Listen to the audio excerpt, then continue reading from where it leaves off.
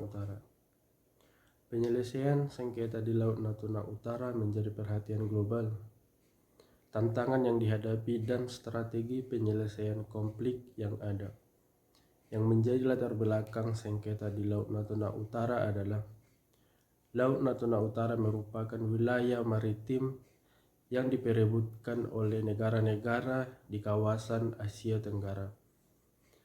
Sengketa ini terkait dengan kekayaan sumber daya alam yang melimpah di kawasan tersebut.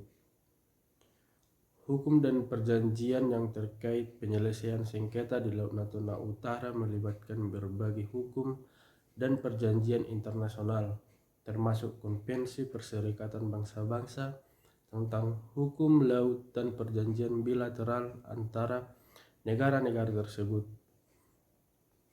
Tantangan dalam penyelesaian sengketa.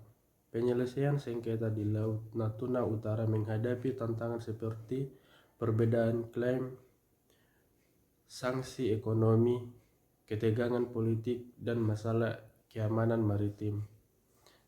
Penyelesaian yang adil dan berkelanjutan perlu menjadi fokus utama.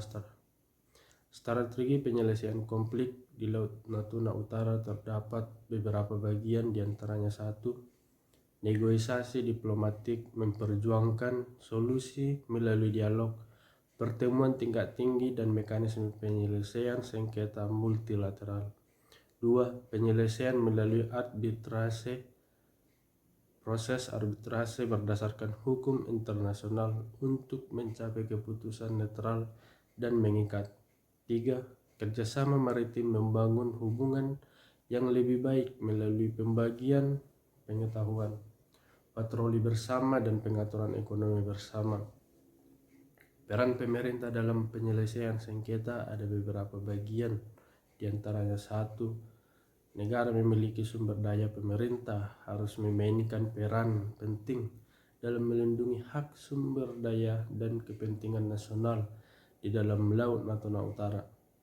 2. Penyelesaian sengketa. Pemerintah bertanggung jawab dalam memfasilitasi proses penyelesaian sengketa dan menjaga dialog konstruktif antara negara terkait.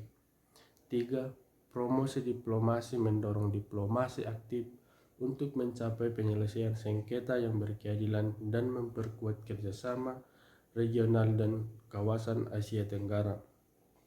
Adapun solusi alternatif dalam penyelesaian sengketa yaitu 1.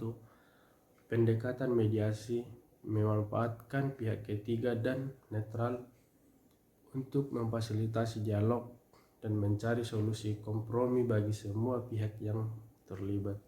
2. Penggunaan forum internasional, merujuk sengketa ke forum internasional seperti Pengadilan Internasional atau Peradilan Arbitrase untuk mencapai keputusan yang menguntungkan semua pihak. 3. Pembentukan zona damai, memperjuangkan pendekatan pembentukan zona damai untuk mencegah konflik melalui pembagian sumber daya dan kegiatan ekonomi yang adil. Dalam pembahasan saya tentang penyelesaian sengketa di Laut Natuna Utara, saya mengambil kesimpulan dan rekomendasi, yaitu penyelesaian sengketa di Laut Natuna Utara adalah tantangan yang kompleks. Diperlukan kerjasama antar negara dan komitmen untuk mencapai penyelesaian yang adil dan berkelanjutan demi keamanan maritim dan kepentingan bersama di kawasan Asia Tenggara.